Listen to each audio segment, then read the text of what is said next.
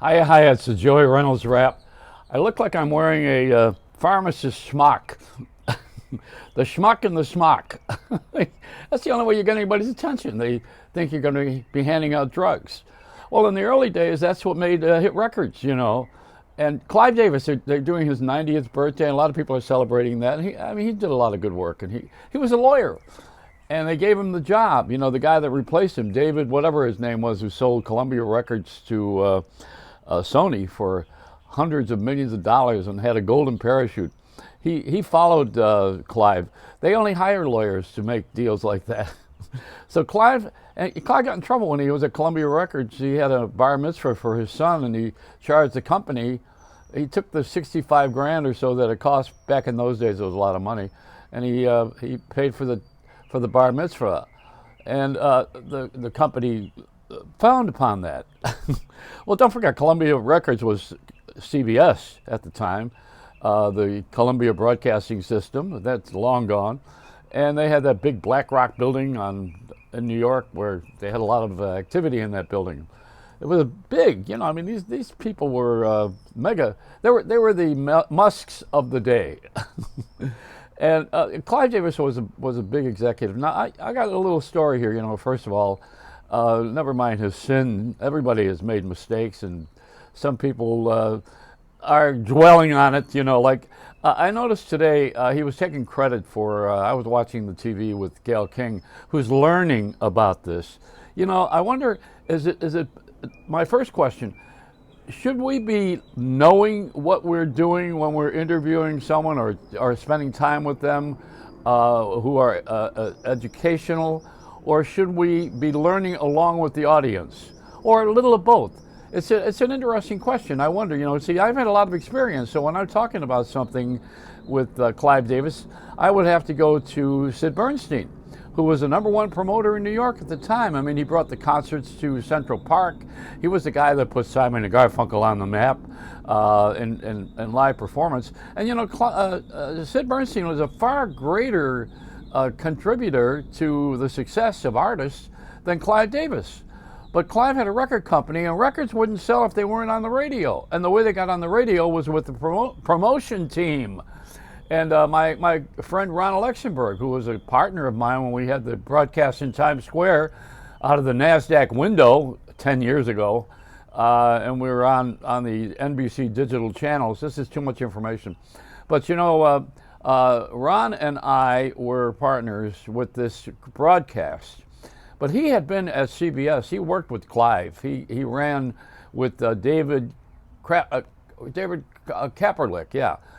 Who discovered Michael Jackson and Sly and the Family Stone, and Ron was in the promotion area. That's how records became hits. It wasn't so much that Clive had a golden ear and knew how to pick records. When he went to Arista, he left Columbia and went to Arista, but Arista was known as Bell Records when I was there, and I was in Hollywood, and I had a little. They gave me the closet for an office at Bell Records, which was started by my friend Larry Utah and Harvey Cooper, who got me the job at 20th Century Fox. So I have a history with all of this, see? And I wonder if that's important, to have the history, or should I be discovering it as we go, like I just asked? Should an interviewer know what he's talking about, or do we learn with the audience at the same time and go, and do the oh wow factor, you know? I don't know. I don't know which is better. Maybe both, as I said.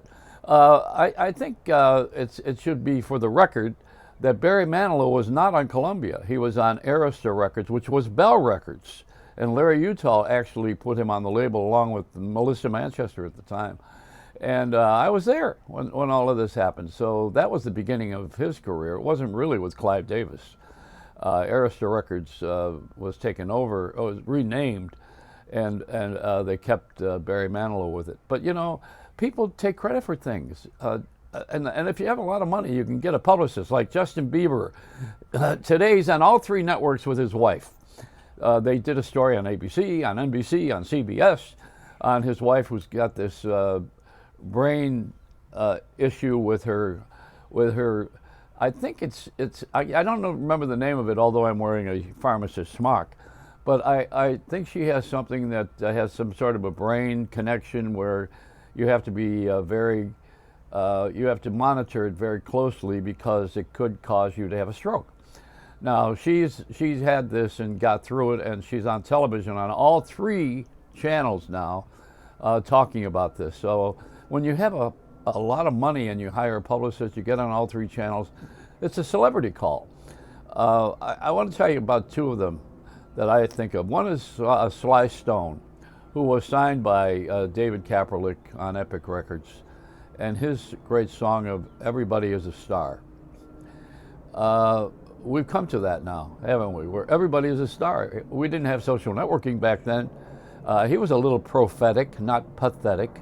And also comes to mind is the Andy Warhol. You know, we will be famous for 15 minutes.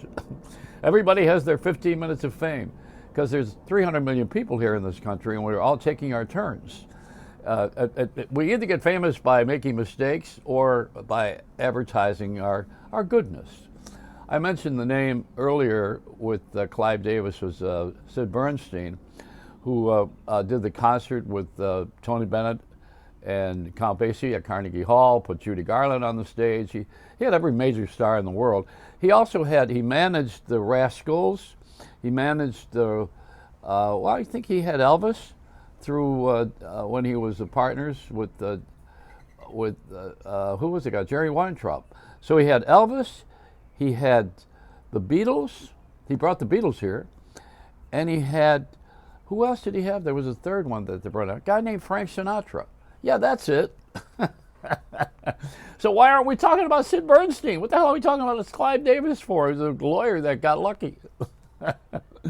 and Gayle King, who's just learning now, she's trying to push everything that's black and everything that's, I mean, you don't push people. Why don't you go listen to Oprah's boyfriend, Stedman? He taught me a long time ago. You don't push people, you pull them up.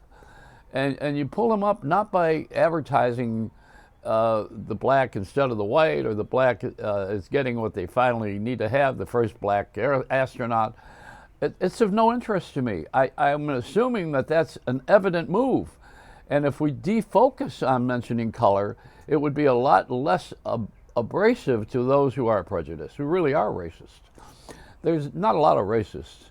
My idea of a racist is someone who gets into the New York Marathon. That's or the NASCAR. That's a racist. I don't want to hear about color. I don't want to hear about differences. I want to hear about sameness. I want to hear what we all got in common. What we all got in common is we want to feed our families, and we want prices to go down. We want to pay less for gasoline. We want the war to end. We want to get rid of Putin. Did I clear my throat on that one?